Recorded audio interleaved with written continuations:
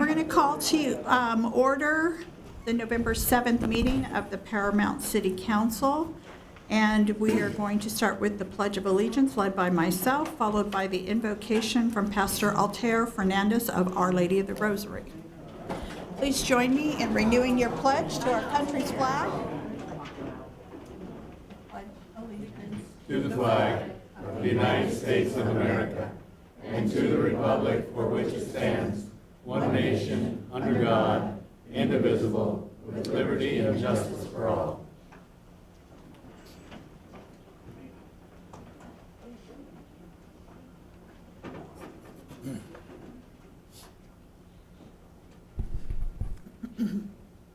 Let us put ourselves in the presence of God.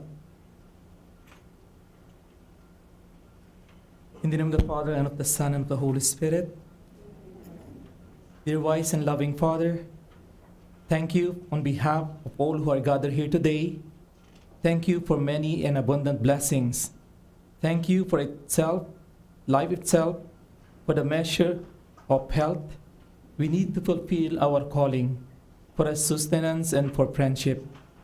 Thank you for the ability to be involved in youth work and for the honor of bearing appropriate responsibilities. Thanks as well for the freedom to embrace you or the freedom to reject you. Thank you for loving us even so from your boundless and gracious nature. In the scriptures, you have said that citizens ought to obey the governing authorities, since you have established those very authorities to promote peace and order and justice. Therefore, we pray for our mayor, for the various level of city officials, and in particular for this assembled council. We are asking that you would graciously grant them wisdom to govern amidst the conflicting interests and issues of our times, a sense of the welfare and true needs of our people, a keen thirst for justice and rightness, confidence in what is good and fitting, the ability to work together in harmony even when there is honest disagreement, personal peace in their lives and joy in their tasks. We pray for the agenda set before them today. Please give an assurance of what would please you and what will benefit those who live and work in and around our beloved city of Paramount. We ask this through our Lord Jesus Christ, our Lord. Amen. Amen. Thank you, Pastor. Roll call of council members, please. Councilmember Hanson. Here. Councilmember Hoffmeyer. Here. Councilmember Gian. Vice Mayor Martinez. Here. Mayor Lemons. Here. Public comment cards? Yes, Madam Mayor. Our first comment card is from Mr. Gerald Serta. He would like to talk about city concerns. Mr. Serta?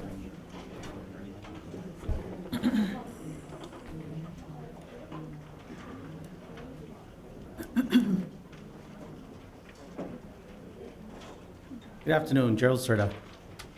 Today, Mayor, board members, I would like to discuss what's going to be the process for the elections for 2018, if we're still moving forward with that, or if there's going to be some type of disruption for next year. Also, I would like to bring up the same about the dog park.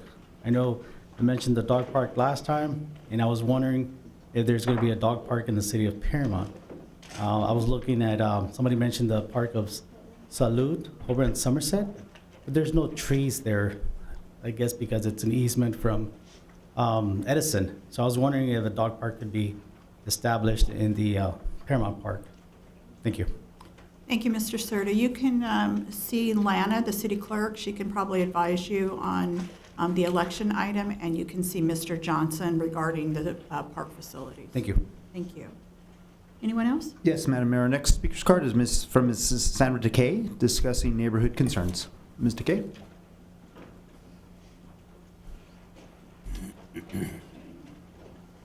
First of all,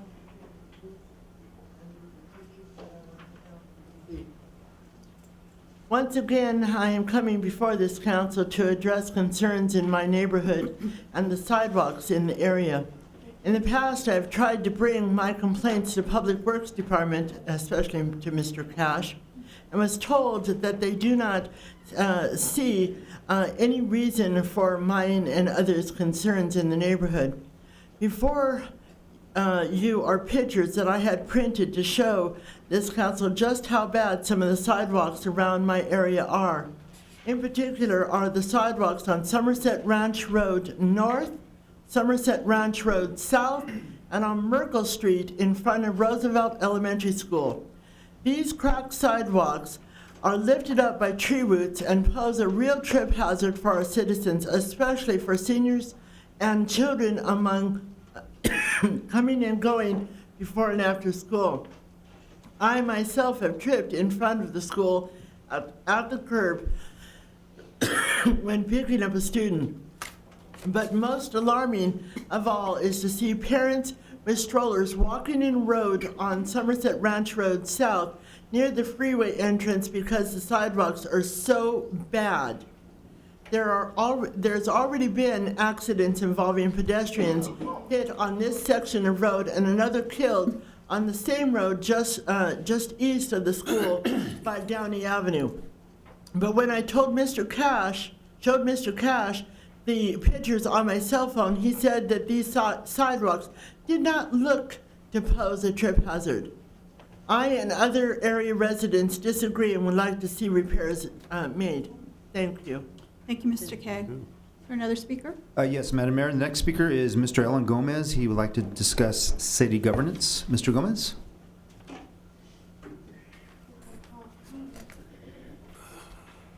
Good evening, Madam Mayor and council members. I spoke at the last City Council meeting on October 3rd regarding SB 415. If you remember, SB 415 was signed into law by Governor Brown in an effort to increase voter participation at the local level. The law mandates that cities such as Paramount hold elections in even years instead of odd years, which typically result in a voter turnout of less than 5%. The next City Council election is currently scheduled for March of 2019. SB 415 allows the council to move up the election by 4 months to November 2018.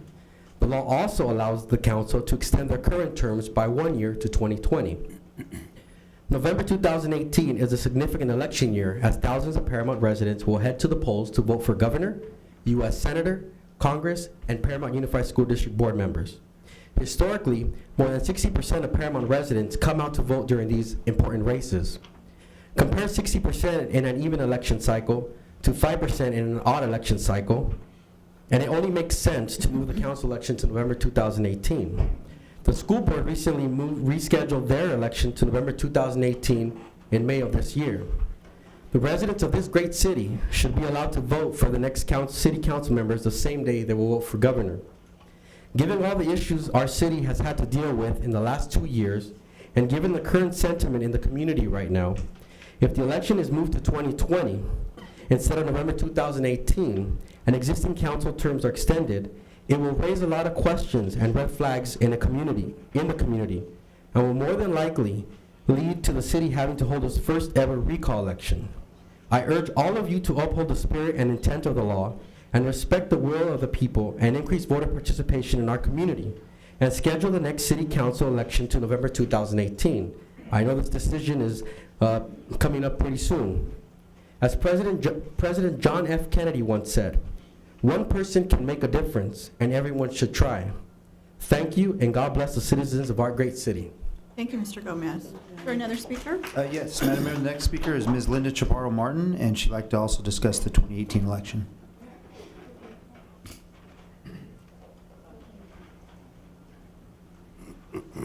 Mayor, City Council, I just would like to go on record to state that as a resident of Paramount, that I would prefer the elections to be held in 2018. As was mentioned earlier, the school board is also having their elections in 2018. And I was just wondering, why can't the city also do that? This community has finally realized in order to have a great one, we need to get involved. I believe we are now on a path of improving Paramount and bringing it to the 21st century. One of the many ways is through our city council, commissions, and community involvement. Excuse me, I have a cold.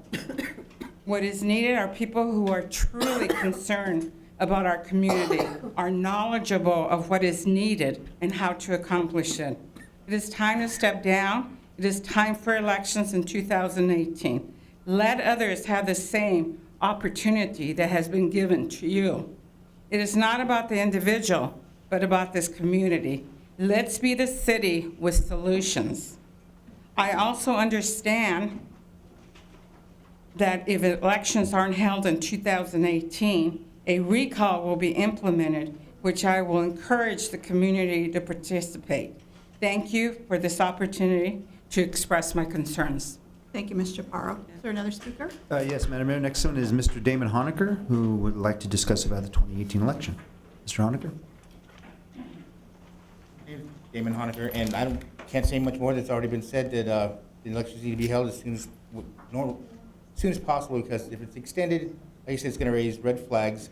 It's going to put more distress than they have now, and I don't think anyone wants to see a recall. And that's about it. Thank you, Mr. Honaker. Anyone else? Yes, Madam Mayor. Next one is Mrs. Cindy Nelson, would also like to discuss about the 2018 election. Ms. Nelson? Good evening, Council.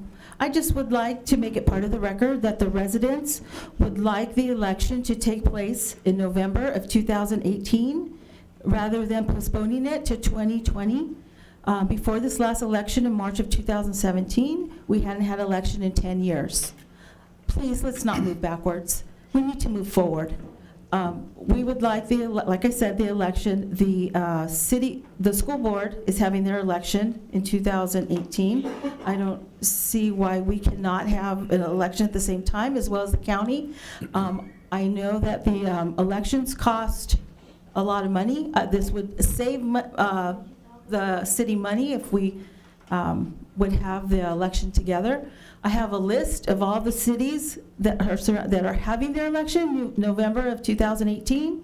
Artesia, Bellflower, Carson, Downey, Cudahy, Hawaiian Gardens, La Puente, Linwood, Maywood, Montebello, Pico Rivera, Santa Fe Springs. I think we should join them and have our election in November of 2018. Thank you. Thank you, Ms. Nelson. Anyone else? Yes, our last speaker's card is from Ms. S. Davis, would like to discuss accountability of LA Sheriff's Department staff. And Ms. Davis? Or Ms. Davis?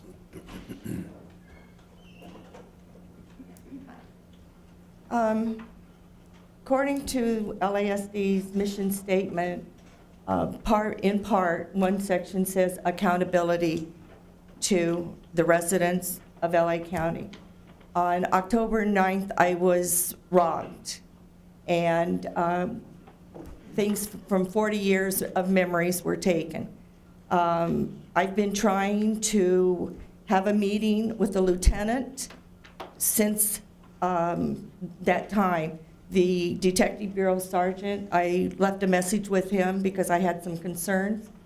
And that was at the end of October. And his voice message to anyone calling was, this message is for June 3rd to June 30th. I will be out of the office. We're in October. So it's clear that he does not refresh his messages, which indicates to me that he doesn't even listen to them. I still haven't gotten a call from him. On November 2nd, I called and I left a message with the lieutenant requesting a meeting on the 3rd. Today's the 7th, haven't heard from him either. I spoke to the South Area Patrol Commander, and he says, as a citizen, as a victim of a crime, I have a right to meet with or speak to the commander of the Paramount Station. I spoke to the captain at Lakewood Station. I was also told that he should make himself available to talk to somebody. I've lived in Paramount for 23 years. I've never had anything happen. And, this is pretty devastating. When I did speak to a Deputy Marquez, who probably should be promoted because he's right on his job. He's done everything that he told me he was going to do, make extra patrols, because my residence is in his beat area. And he's a pretty remarkable young man. But as far as the administration that's sitting at that substation, they need a come to Jesus meeting, because if they're treating me like that, who else in this community are they ignoring? And he's so busy in a 40-hour week, he can't sit down for a half an hour or make a 5-minute return call. The core values of the Sheriff's Department call for accountability. I mean, I could read them, but my time is almost up. But that substation is not living up to the mission statement, nor the core values of the Sheriff's Department, and I'd like to know why. Ms. Davis? Yes. Right next to you is Adriana Lopez. She's the director of our Public Safety Department. She's going to give you her card, and she will handle this for you. Well, I've got a paper trail if she would like to do that, because... She will be happy to meet okay. with you and fix this for you. I'm over my time, but No, don't worry I'm about it. concerned because I'm sure there's other citizens that are getting the runaround and being what I'd call ignored. But again, Deputy Marquez is probably the most professional person at that substation. I'm sure he'll appreciate your compliment, and Ms. Lopez will take care of you. Anyone else? That is it, Madam Mayor. Okay, so we're going to move on to the consent calendar. And with whatever motion is proposed, I would like to remove items 304617 and 304823, 304823. Those items are made payable to my employer, therefore I'm disqualified from voting on them. Make a motion we approve. Second. Moved by Hoffmeyer, seconded by Hanson. Can we have a roll call, please? Councilmember Hanson? Yes. Councilmember Hoffmeyer? Yes. Councilmember Gian? Yes. Vice Mayor Martinez? Yes. Mayor Lemons? Yes. I make a motion, we approve the items stated by Mayor Lemon. Second. Moved by Martinez, seconded by Hoffmeyer. Can we have a roll call, please? Councilmember Hanson? Yes. Councilmember Hoffmeyer? Yes. Councilmember Gian? Abstain. Vice Mayor Martinez? Yes.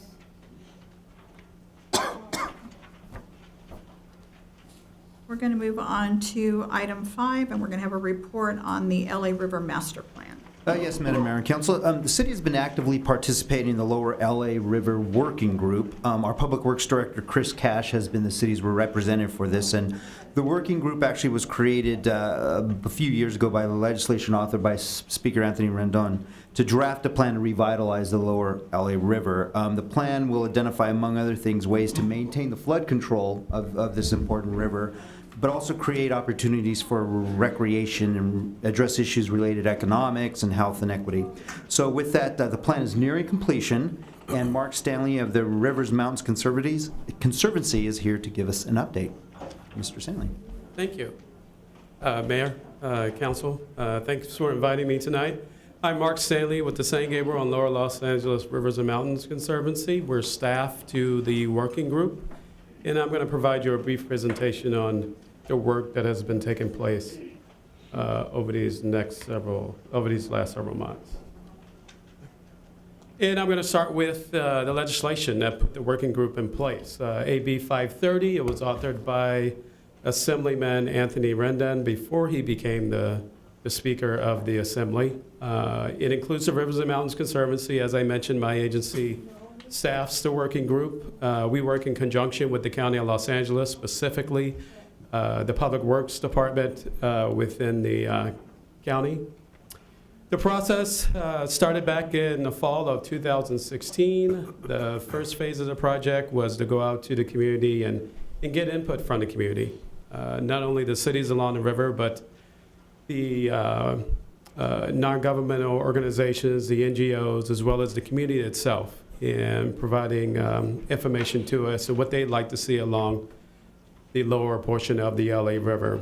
We moved into the second phase where we took that information that we gathered and started basically feeding it back to them and letting them know what we heard from them. And we're now in the third phase of the project. The draft will be out next month. It'll be available for the public to review. And we anticipate that we're going to wrap up the entire working group activities at the beginning of next calendar year. The group is 40 members strong. It includes all the cities along the Los Angeles River and the tributaries as well. Regional organizations that have an interest in the lower Los Angeles River, as well as community groups, are all members of the working group.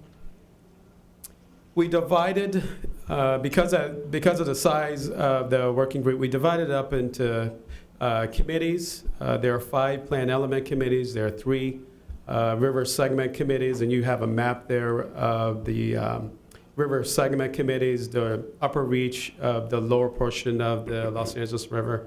And I'm talking from the city of Vernon down through the city of Long Beach. That upper reach is from the city of Vernon down to the confluence of Rio Hondo, and then from Rio Hondo to Compton Creek, and Compton Creek out to the ocean. And now I'm going to walk through the plan element committees. They started with the Water and Environment Committee. One of the things that we wanted to make sure of as we move forward with these planning efforts is that we did not compromise the flood protection of the river.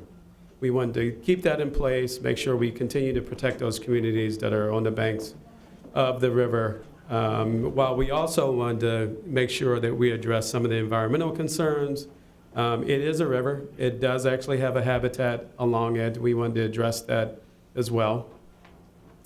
Our Public Realm Committee is taking a look at the communities that are along the river, whether they're industrial or residential, how we can create better connectivity of those businesses and in residential communities that are along the river to the river. Most organizations basically have turned their back on the LA River, and we're looking at ways we can make that connection so they turn inwards towards the river.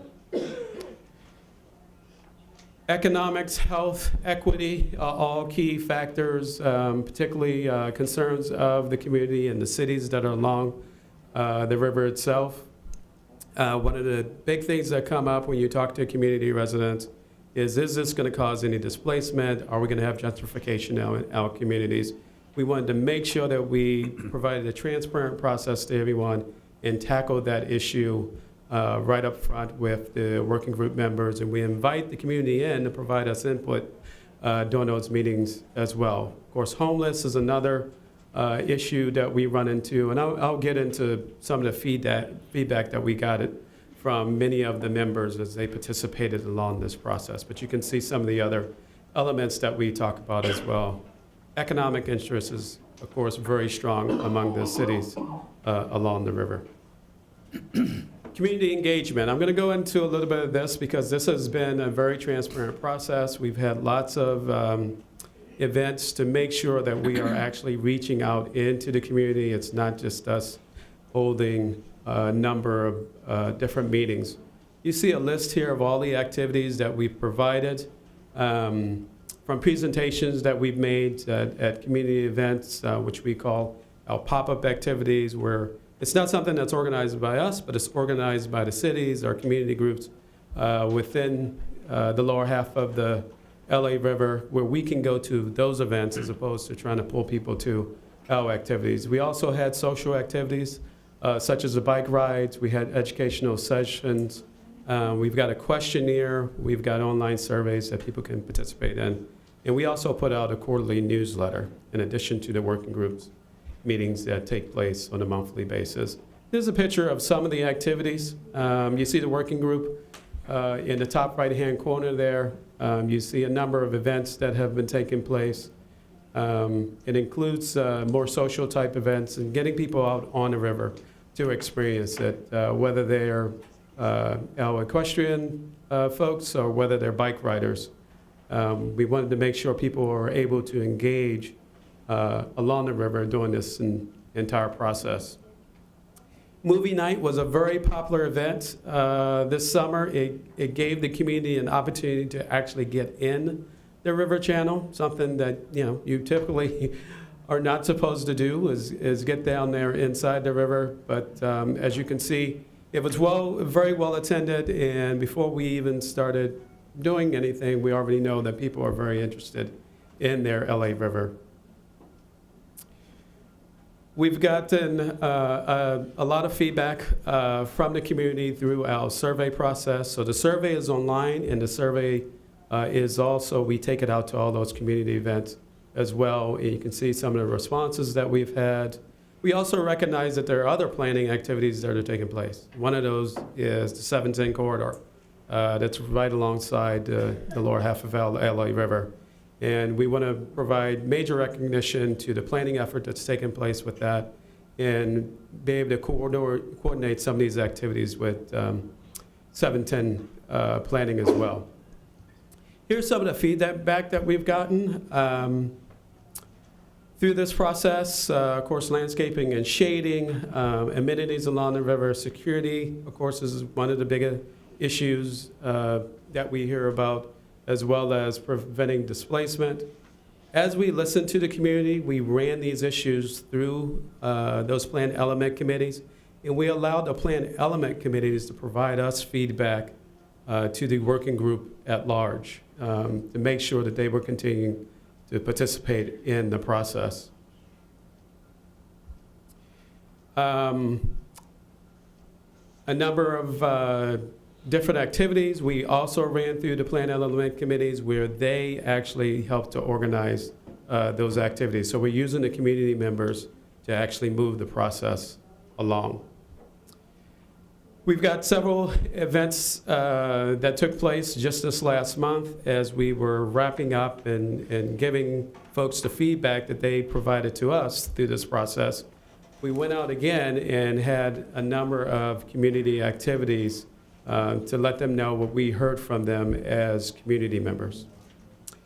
We will be having a celebration event coming up in December.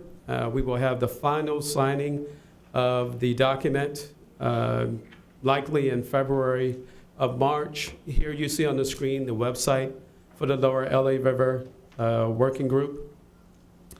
And if you could also go on there and take a survey as well, and provide your input, and provide, the important parts, give us feedback on important parts of the river that you see that require some attention, or some of the activities that you would like to see along the lower Los Angeles River.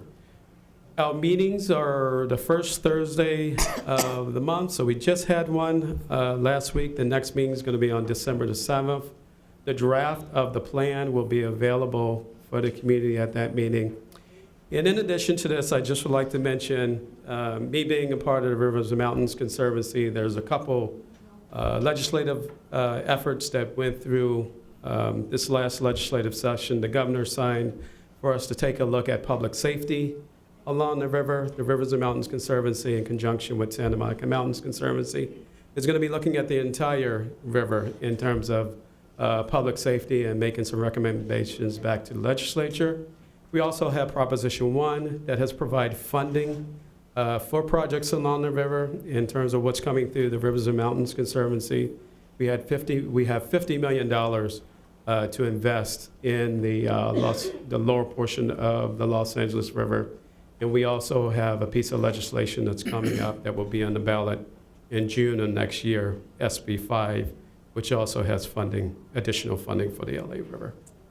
Thank you for having me tonight. If you have any questions, much of what I've talked about tonight is there on the website. All the notes from the meetings are there on the website, and I'm, of course, always available to answer any questions that you may have as well. Thank you very much. Does anyone have questions? Thank you again. Next, we have an oral report on the LA Community Choice Energy Authority. Yes, Madam Mayor and Council. This next item involves energy and providing choice to communities. It's called a CCA, or Community Choice Aggregation. Through the formation of a joint power authority, cities can actually join together to allow their residents and businesses to choose the type of power they want to power their homes and businesses with. It sounds complicated and new to us. However, it's very common in Northern California, where these types of JPAs have been around for almost a decade. As you will soon hear, more Southern California cities are beginning to join these types of JPAs. Through this program, if a resident wants to be more, quote, green, they can choose to have their power generated from a renewable source. But in order to provide this choice to our residents, we need to execute an agreement for the JPA that is headed by LA County. I've tried to simplify it, but there's a lot more details to the program. So here with us tonight is Matt Skolnick from the LA County CEO's office, who will provide you with all the facts and details. Now, Chris and I have heard this presentation a couple times and feel that this program has a lot of merit to it, and that the city council should hear about it and then give us direction whether or not to pursue this type of direction. If you like what you hear tonight and there's a consensus, then we can bring back to you at our next council meeting an agreement with the county to join this JPA. At that meeting, we can also follow up with any questions you may have and that didn't think to ask tonight during the presentation. So with that, I will hand it over to Mr. Matt Skolnick, and he will go over the item. Mr. Thank you, John. So I will get going. If you have any questions during the presentation, any points of clarification, please feel free to ask. As John said, my name is Matt Skolnick. I work for LA County CEO office. The county's been working on this program for a few years now. And it has since formed. The JPA had its first board meeting in August, and we now have 7 members. So just for some context before the presentation. So this is a quick overview of what I'm going to talk about. First of which is what is a CCA program. So if you look at on the left, that's the current structure we operate under with Southern California Edison, and they really provide 3 distinct services. That top is they buy the power that we consume, and then they set the price for it. The second thing they do is they get that power to the homes by maintaining the transmission and distribution lines. And then the third thing they do is they read your meter, and then they bill you for your usage, and then collect the money. So under a CCA program, local governments only take over one of those 3 functions. As you can see, it's highlighted by the green on the right, and that's the purchasing of the power and the setting of the rates.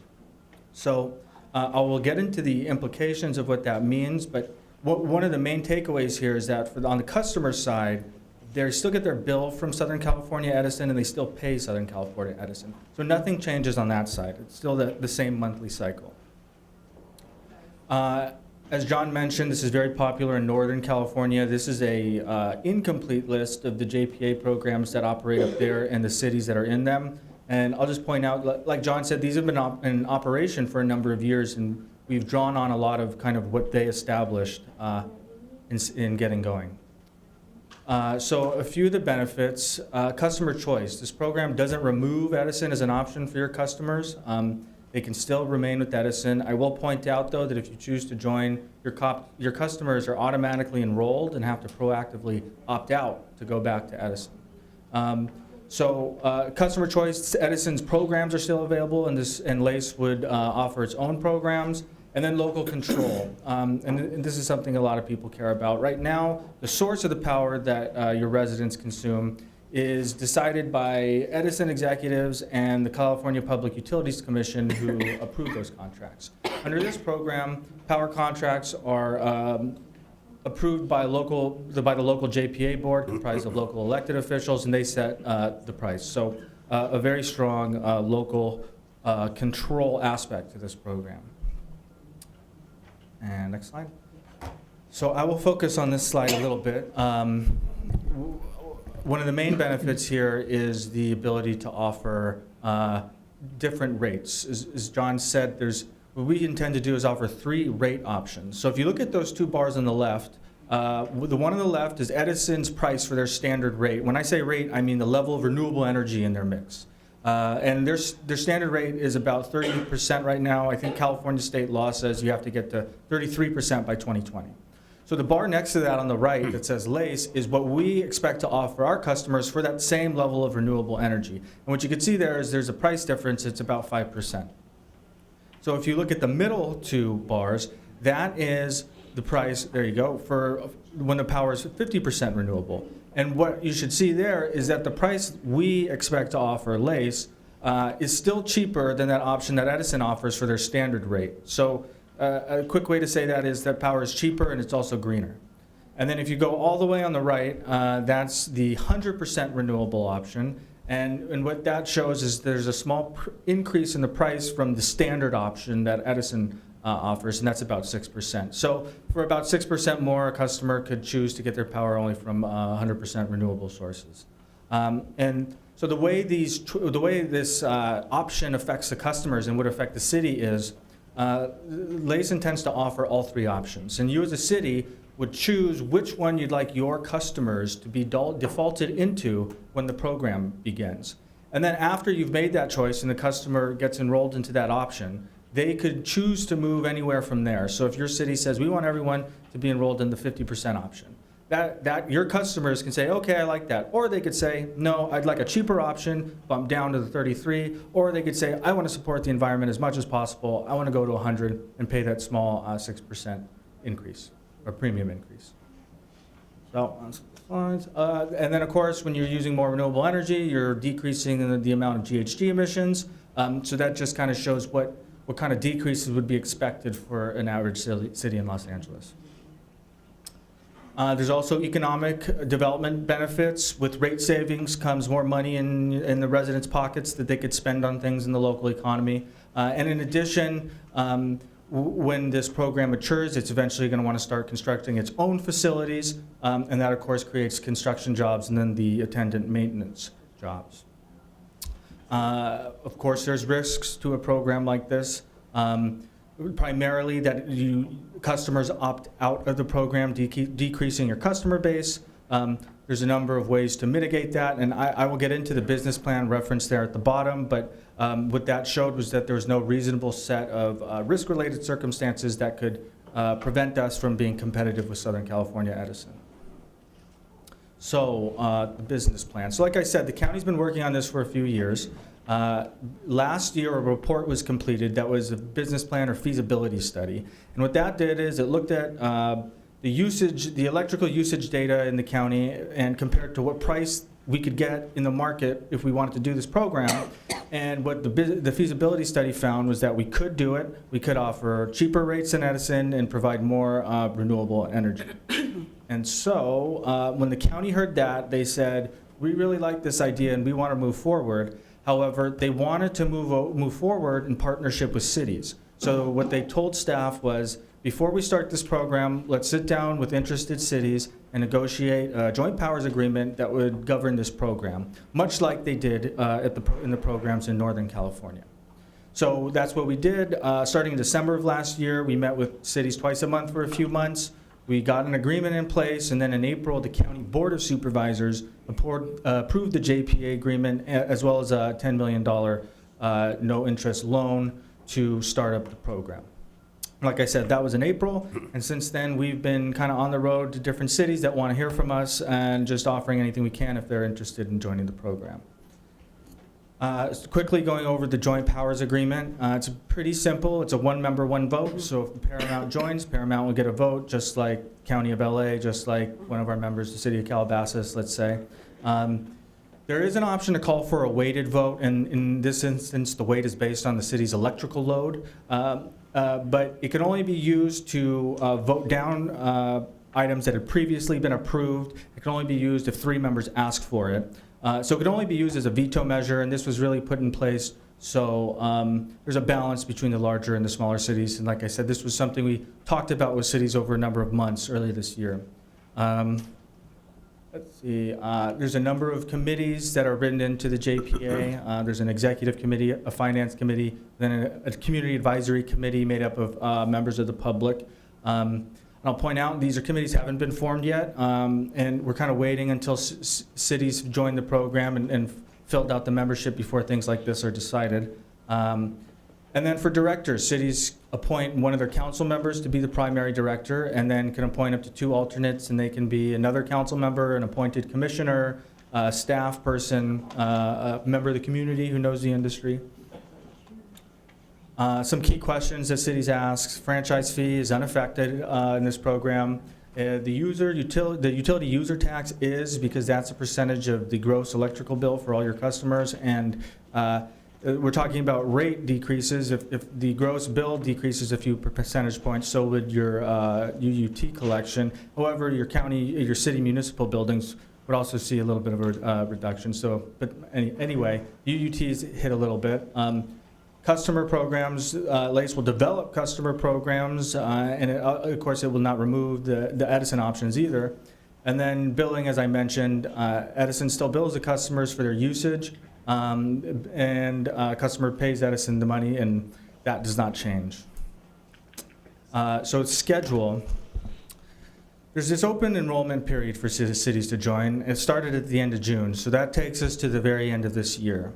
And we're rolling out in phases over the course of next year. The first phase is only the county municipal owned accounts, the county facilities, so it's kind of like a soft launch. Phase 2 is when the cities who have joined start receiving service, and that's their commercial and industrial accounts. And then phase 3, which happens at the end of next year in December, is the residential accounts of the county and all the cities that have chosen to join.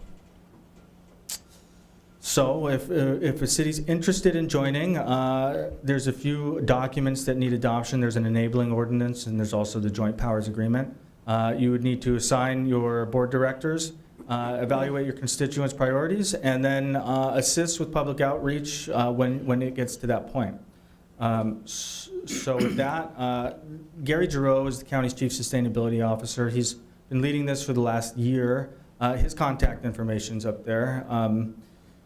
So with that, I think I've concluded what I've come prepared to say. I'm here to answer any questions, if you guys have any. Thank you. Questions? Thank you very much. Madam Mayor, if I may, can you explain one more time, so the council's clear? Sure. How the rates are actually set? It's by the board, Yeah, and not by individual council members on the city. That's correct. So this whole program is administered through the JPA board. So if we're talking about rates, the process would be the JPA board would approve a contract for power at a certain price. And these programs employ very sophisticated technical consultants who can do the number crunching and tell us what price we should charge the resident for that power based on the price we pay for it. And all that happens at the board level at Brown Act meetings. So those choices are made collectively by the JPA board and not individual cities. Where cities do choose is for the level of renewable of the three options, you would choose the option into which your customers are opted into when program begins. I hope that was kind of where you were hoping for, John. I don't have any questions now, but eventually I will. Okay. I'd like hard copy of this information so I can study it Sure. and then direct questions to staff. Sure. Did you have something, Darrell? Well, I was just going to ask, with the cost of energy changing all the time, Yep. how can you come about and guarantee that you're going to be able to sustain your level when the cost of energy goes up and Edison raises your prices? Well, so one of the benefits of this program is Edison doesn't have that ability anymore because the price for the power is set by this entity and not Edison. You still pay Edison for the transmission and distribution services and the meter reading, but you're right, you're still exposed to the energy market, and there's a lot of different strategies to address that from things like staggering contract term lengths, so you have some really long contracts, some long short contracts. I will confess I'm not the power expert on the team, so I'm not the best one to answer this, but our business plan contains, the feasibility study contains years of projections of things like this that take into account fluctuations in the energy market. So I can't give you a detailed explanation as to how this is possible. I'll also point out one last thing. We mentioned these programs in Northern California. As part of this program, the utility and the program has to produce what's called a joint rate comparison every year, where they publish what their rates are compared to each other. And so there's years of numbers backing up these programs' ability to kind of maintain stable rates for their customers. So I regret I can't give you the exact mechanics of how that works. Thank you. I really don't quite know how to phrase this. It seems like I recall reading in an Edison bill, I don't know, 2, 3, 4 months ago, whatever it was, that they were talking about green energy, a similar type of thing. You could sign up with them. This doesn't have anything to do with that, right? No, it doesn't have anything to do with what Edison might be offering. I will point out that the option, these kind of rate options and level of renewables, Edison did start offering that very recently, and most people, I think, assume that's in response to what we're doing and the options that are going to be offered through our program. Yeah, But they aren't related. As I recall, it was going to be more expensive, too. Well, Their green program, I thought, wait a minute, why would people sign up for it? It might be, but what kind of the point of the presentation was that we could do green things at a cheaper cost. And that was the point of that slide with the bar graphs. And that brings me one more question, if I may. Yep. On the bar graph that you had, the figures that you had there, those are estimates, I'm sure? Correct. And that's per kilowatt hour? Correct. Okay. There you go. Yeah, in other words, on the standard rate, the 1620, that's per kilowatt hour. Okay. Councilmember Gian, do you have a question? Not right now. You said that, is the basic premise of this that you're going to buy the energy from Edison and because of their overhead, offer it at a different rate, or are you going to manufacture your own energy? We're going to buy it from suppliers or marketers, different suppliers, yeah. And I'll point out, we're not buying it from Edison. Edison is left with power that they've already contracted for when we leave. And there is a method to calculate what that cost is that gets charged to the customers. But the numbers I show you and the percentages all take that into account. That's all kind of. But did you say in the presentation, or did I misunderstand, that even if you went with the other provider, that you would still have the services that Edison provides? If our program is implemented, Edison still delivers the energy to the customers and then still reads the meter and bills the customer. So those services don't change at all. Okay, I'm more concerned about a situation like when they deregulated telecommunications and, the line from here to here belongs to them and your phone belongs to us. And so an overall energy issue in the city, the outages, problems at people's homes, is there going to be a centralized place, or is it going to belong to different entities? No, so all that's still maintained by Edison. They're still the ones maintaining grid reliability, blackouts. They still handle all the calls for blackouts and are responsible for that. They get a call, the only way they would send it to our program if it was specifically about the power portion of their bill. Everything else is Edison, like the lines and wires. There's no new lines or wires being built for this program. Right. Well, there weren't really any for the telecommunications either. They rented, lines or bought lines from AT&T, but things still went a little crazy afterwards. And I'm curious, why is it if you're purchasing energy from different sources, but Edison's going to do all the maintenance of it, it's just because you can purchase the energy at a lower cost than Edison can because they still have all the overhead of providing the services. Will you be paying them a fee to provide those services? So customers will pay Edison for the distribution charges and the meter reading. They'll still get bills that have those services and the charges for those services on them. The difference in the bill would be, instead of another line item that notes SCE's power charge, that wouldn't be there. There'd be a new page that says power charge from LACE and then has the price there. Okay. So we still pay Edison for those services. We're customers of Edison in that sense. So I hope that answers your question. Yeah, I get it now. Okay. Okay. Madam Mayor, if I may ask one more. Can you explain to the council, too, how many cities in LA County are starting to join? I believe one of our neighboring cities just joined. Downey just joined. I believe Whittier intends to join before the end of the year. It's very diverse, geographically diverse. Sierra Madre joined to Calabasas, Rolling Hills Estates, South Pasadena, West Hollywood. Culver City joined last night. And in these, we're working with a number of cities around here, but I think Downey is the one that has joined. How long has it been available, the service? So the county adopted the JPA in April. The first city adopted it at the end of June. And that's what triggered a 6-month open enrollment period because we now had 2 entities. And it was pretty slow at first. We had 1 member initially at June, and we're up to 7 now over the past 4 or 5 months. I start to say, so you've only been providing the service for like 5 months. We're launching the first phase in January. So we're still in kind of implementation mode, and we're adding members. And you said that this existed already in Northern California? Correct. For how long there? The first program was in Marin County in Northern California, and that was started all the way back in 2008. Okay. Sonoma County started the second program in 2010, and then since then a number have come on every few years. San Jose, San Mateo County. In LA County, the only two cities that have done it are the city of Lancaster and Apple Valley. Besides the cities that have joined this program. Well, that's what I was looking for, some longevity so that we could investigate with somebody who's had this for a long Yeah. period of time and find out the ins and outs. So Sure. that's something I would be interested in having, is hearing from those.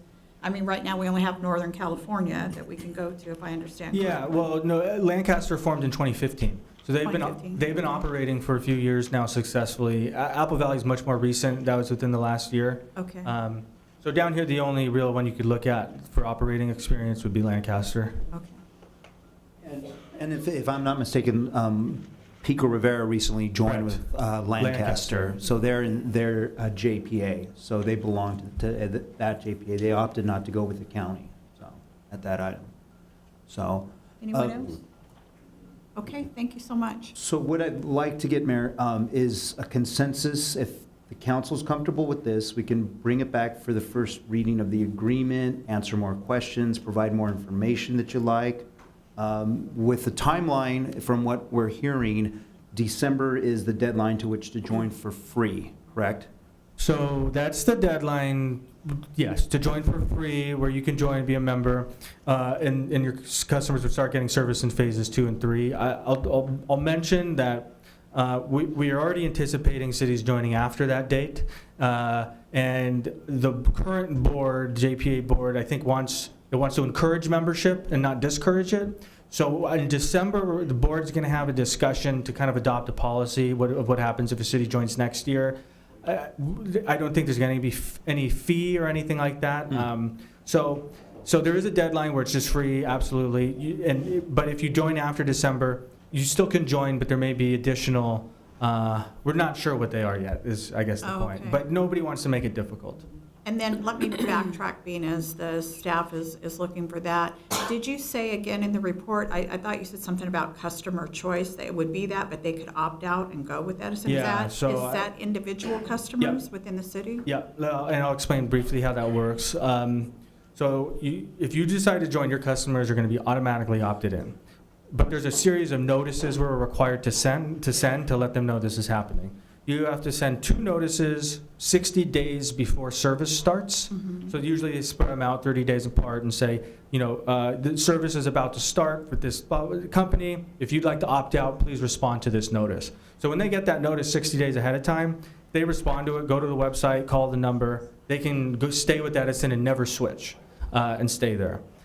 Service then starts, and then you're required to send 2 notices after service starts, letting them know service has started. You're now getting your power from LACE. If you'd like to opt out, please go here. And if they respond to one of those notices, they can opt out.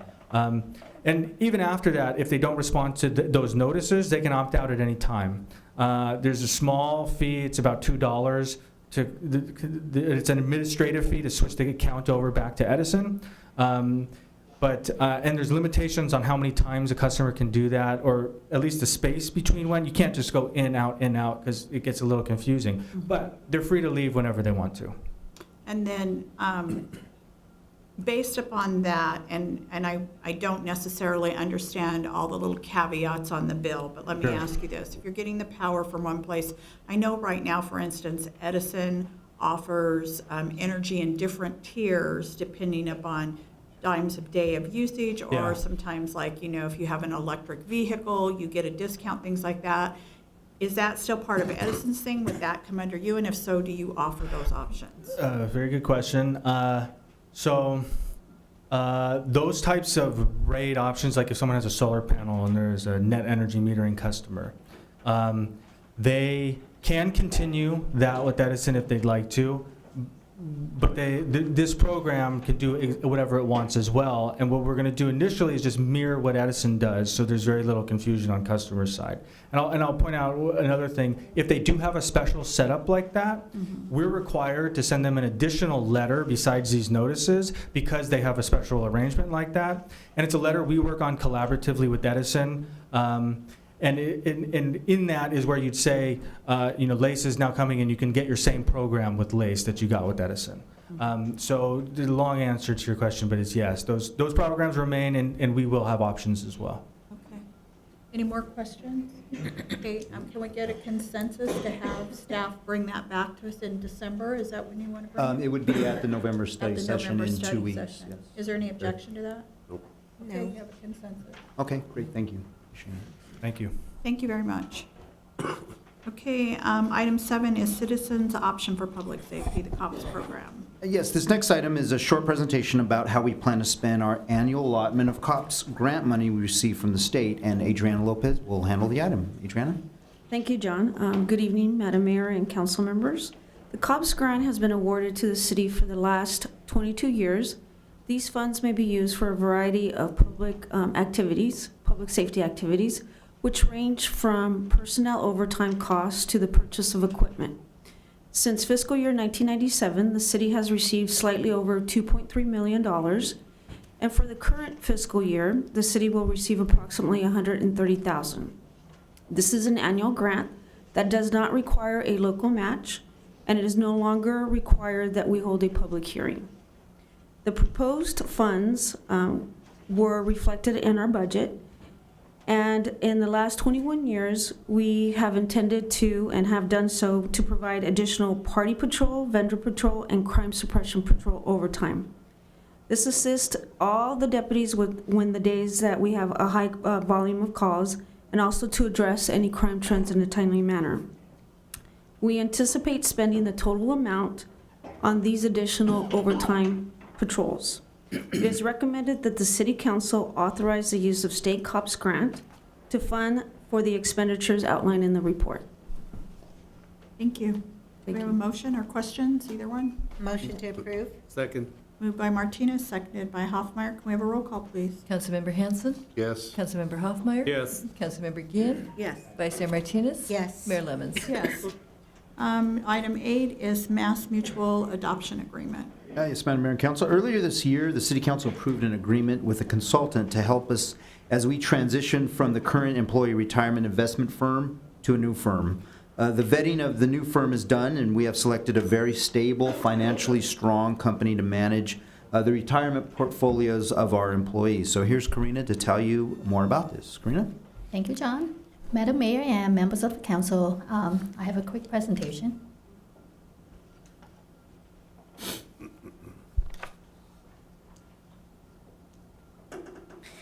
The city offers 3 defined contribution plans. These plans are retirement plans in which a certain dollar amount or percentage of pay is set aside for the benefits of employees when they retire. For full-time employees, the 457 plan was established in 1974, and participation is optional. And the 401 plan was set up in 1993, and contribution was suspended a few years ago. As for part-time employees, the 457 plan was established in 1991, and contribution is mandatory. Currently, we have about 120 participants active in the 457 and 401 full-time plans, and about 350 participants in the 457 part-time plan.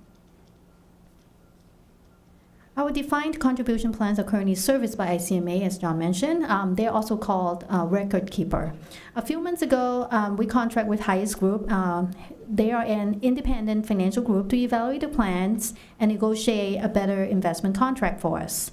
A request for proposal process was initiated, and we received 5 proposals. Out of the 5 proposals, we narrowed it down to 3. And we interviewed all 3 in May, including the existing record keeper, ICMA RC. After detailed review and interviews in terms of fees, investment options, technologies, and financial planning, the fiduciary committee and the highest group unanimously agreed that the proposal from Mass Mutual is the best fit for Paramount, and that switching to Mass Mutual is a huge upgrade for our participants. The bottom line is participants will be able to save money and yield higher earnings, and they'll be able to enjoy additional level of services that we currently do not have. So who is Mass Mutual? Mass Mutual is a United States-based financial services company. They've been around in operation since 1851. They are deeply rooted in the retirement industry for over 65 years. In terms of credit rating, they're currently rated AA+ with Standard & Poor's. Collectively, participants will save over $40,000 a year, and there is no fiscal impact to the city funds, since the fees to Mass Mutual and the highest will be compensated from the plan assets.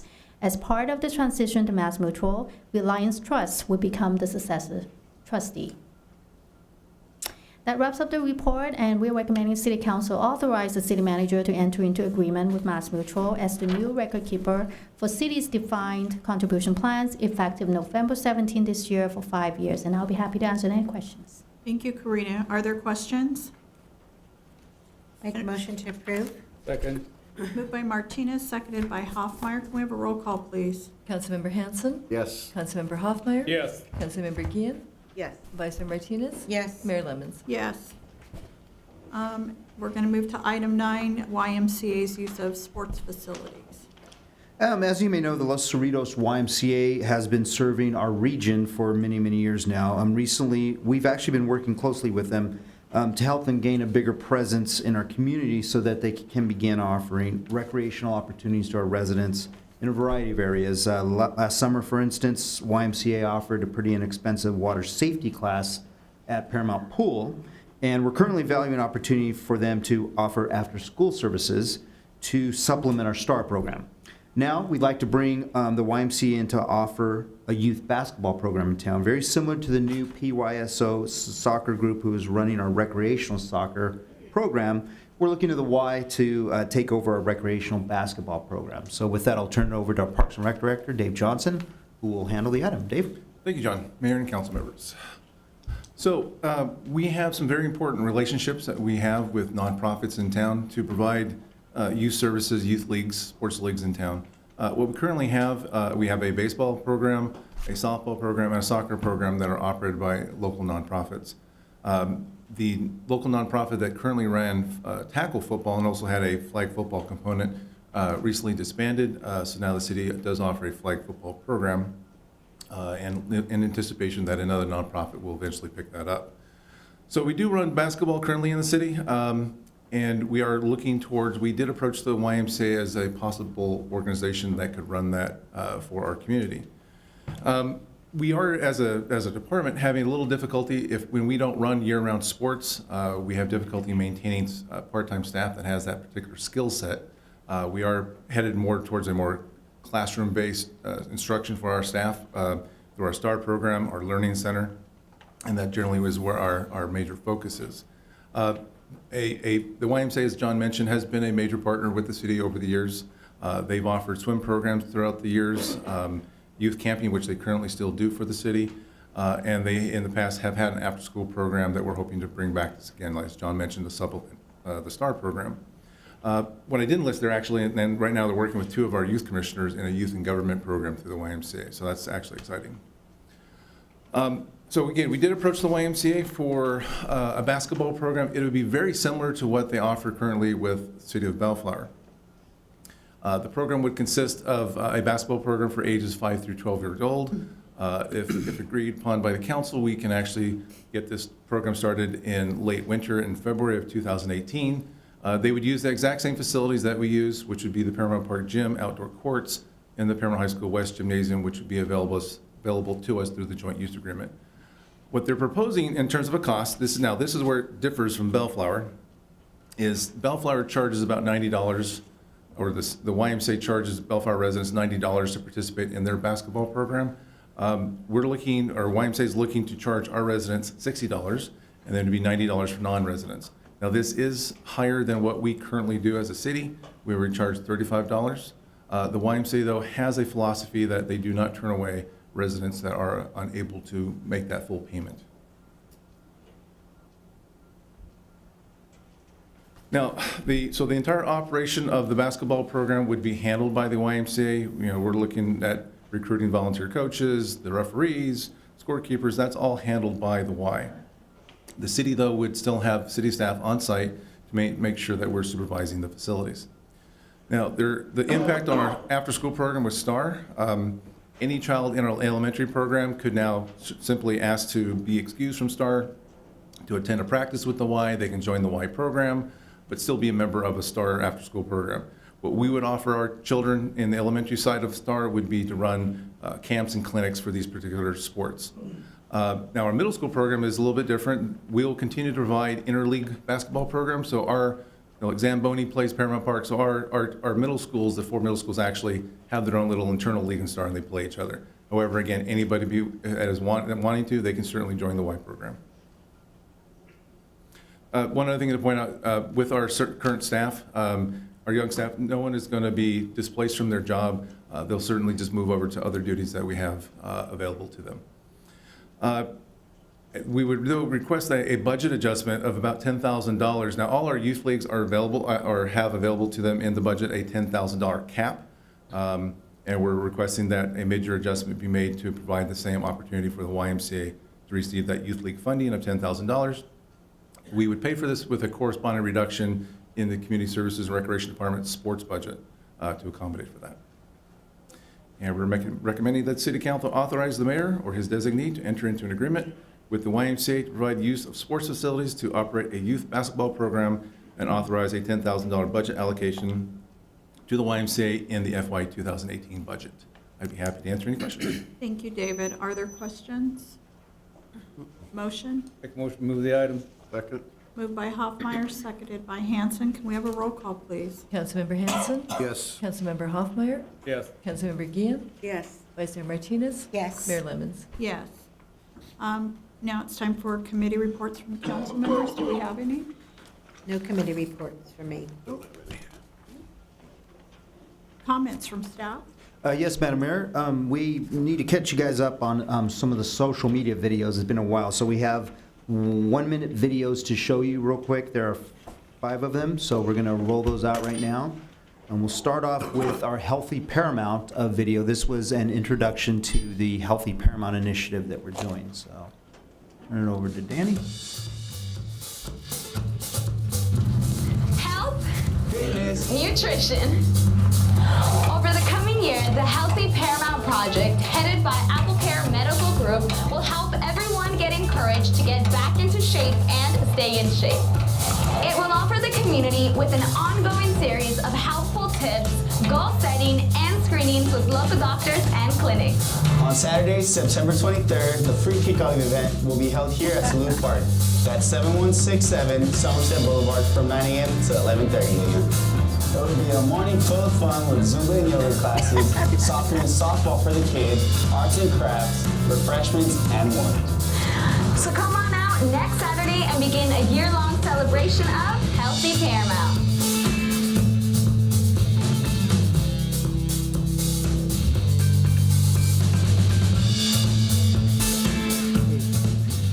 Those So- kids are so great. They are, aren't they? So the next one, as Gabby mentioned, there's a series of events going on throughout the year. So this next one was a walk with the firefighters at Salute Park, and that happened in October. So this is a promo for that. Hey, City of Paramount, come out Saturday, October 7th and join Paramount's first responders during a walk with the Los Angeles County Fire Department. This is a second monthly event in a year-long Healthy Paramount program designed to help the community get fit and stay fit. The firefighters walk will begin at 9 a.m. to 10:30 a.m. Plus, if you wear a Healthy Paramount t-shirt, you'll be entered into a raffle with a prize given at the end of the event. The Red Cross will also be giving sidewalk CPR classes in English and Spanish. Be sure to pick up your Healthy Paramount passport. Among other features, the passport lets you get free health screenings on a walk-in basis at clinics all over town. You can also get a passport at City Hall and the Paramount Park Community Center. Health, fitness, nutrition. Join us us at the park this Saturday for Healthy Paramount. And follow us on social media. The third one we're going to show you is from the Dia de los Muertos event that we teamed up with Topeka Sister Cities on, and this is a promo for that event.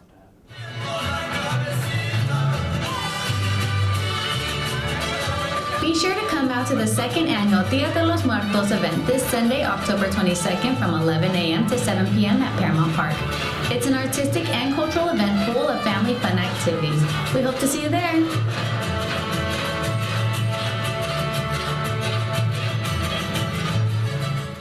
They had some amazing stuff going on there. I saw some they pictures do. of it afterwards. The fourth one is the Halloween maze that took place over Halloween, and I like to point out once again that we had 1,300 people go through the Halloween maze, which is more than 3 times or 4 times the amount that we had last year. So it's amazing. Did you guys have an And estimate of attendance at the carnival? It's hard to say. 5,000. Yeah. Well, this one actually raised $4,000 for PEP, Oh, so that's wonderful. one scholarship there. Great. So all the proceeds went to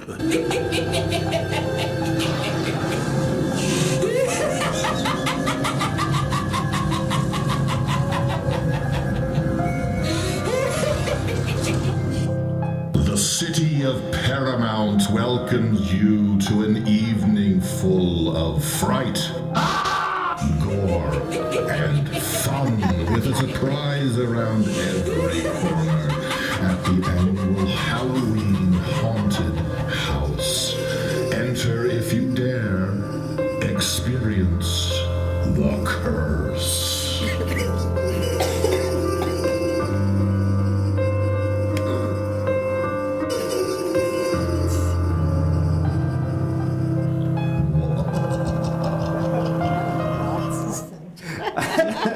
That was a good It one. was just about that scary. The voice is Chris Keller, none other than Chris in the back. That's the narrator there.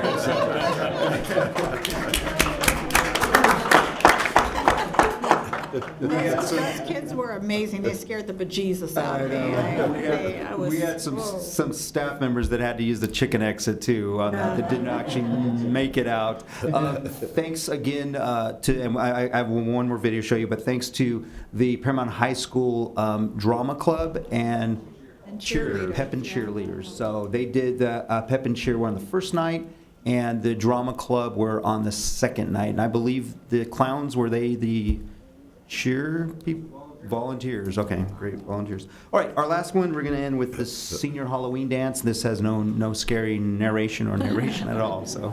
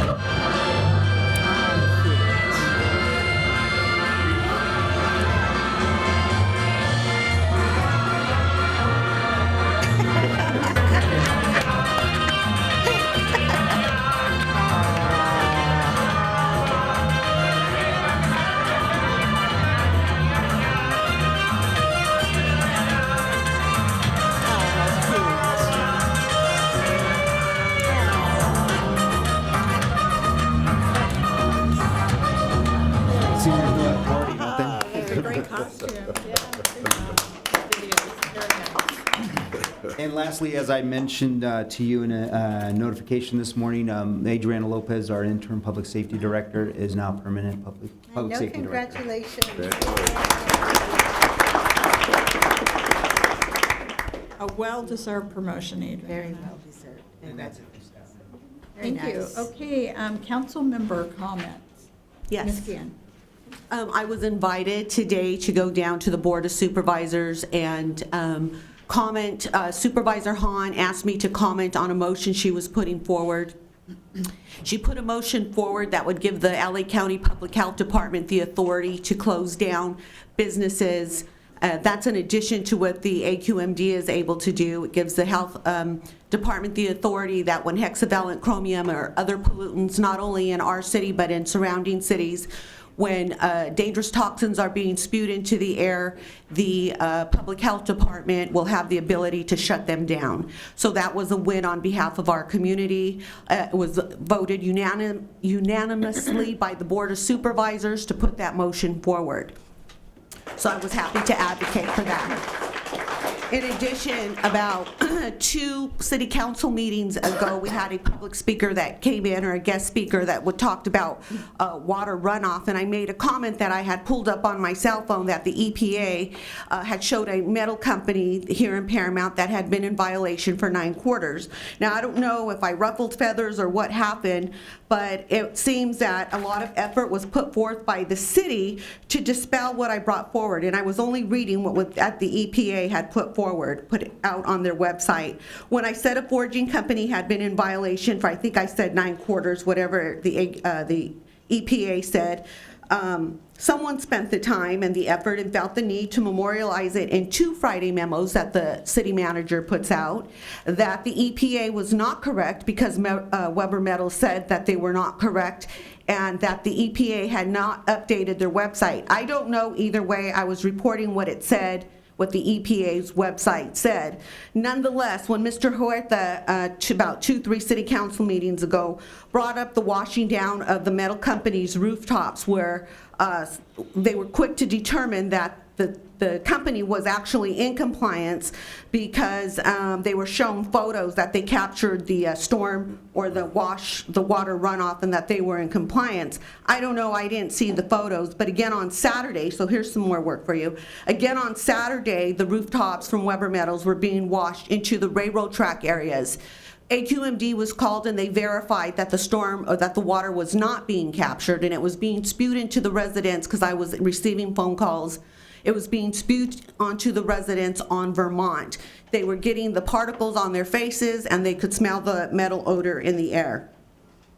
And that was verified by the AQMD, so you might want to look into that, but it was not confirmed. It was confirmed that the water was not being captured on the railroad tracks. And I find it strange that when the city entered into a contract with that same said metal company to rent the public park, Progress Park East, for 5 months for a matter of $2,500 for 5 months, I don't understand why the city is so quick to defend him and why they would enter into a contract as such.